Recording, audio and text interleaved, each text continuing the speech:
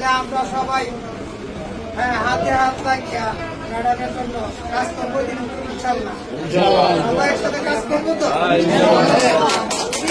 এমন একটা রত্ন, এমন একটা রত্ন আপনারা সনাতন ধর্মের মহিলারা যে সেদিন মনে করবেন আমাদের সবার জন্য একটা সেদিন, এই সেদিনটারে বুঝতে পারার জন্য মহান যারা এমপি প্রার্থী আছে ওরা গুজব ছড়াইতেছে উনি বহিরাগত, উনি আপনাদের কাছে আমি অনুরোধ করে বলতেছি এমন মেসেজ যারা দিব উনি বহিরাগত, আসলে উনি বহিরাগত না, ওনার জন্ম নিবন্ধন এবং সবকিছু আমাদের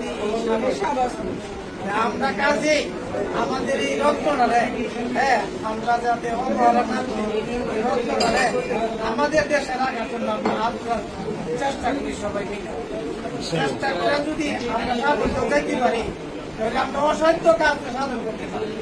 আমার আপনাদের কাছে একটা অনুরোধ,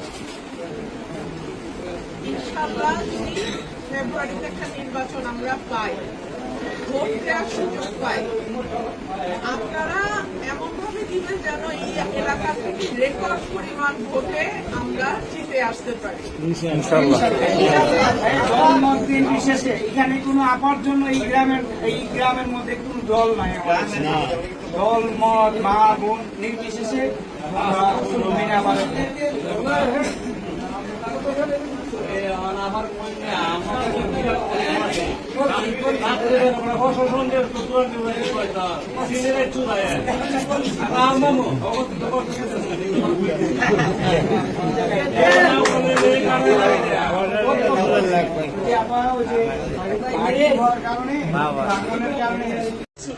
রাস্তা টেন্ডার হয়ে গেছে, হয়ে যাবে 1 মাসের মধ্যে, আল্লাহ রহমতে ইনশাআল্লাহ 6 মাসের মধ্যে আপনারা এখানে একটা পাকা রাস্তা, স্বাস্থ্য কেন্দ্র আর আপনার স্কুল মিলায় মনে হয় আপনার 40% মতন জায়গা প্রয়োজন।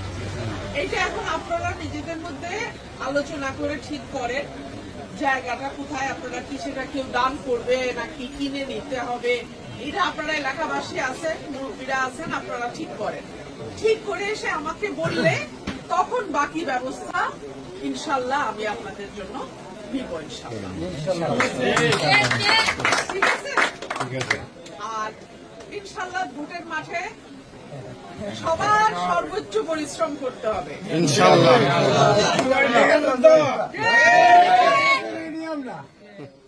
আমরা 15 বছর অনেক নির্যাতন সহ্য করছি, অনেক কষ্ট আমাদের উপরে দিয়ে গেছে।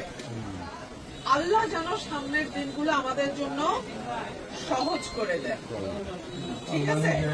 আর আপনাদের কোনো আচরণে, আপনাদের কোনো ব্যবহারে আপনার পাশের মানুষ, পাশের বাড়ির মানুষ যেন কোনো কষ্ট না পায়, কারণ এই এলাকায় কিন্তু আপনারাই বিএনপির পতাকাটা ধরে আছেন।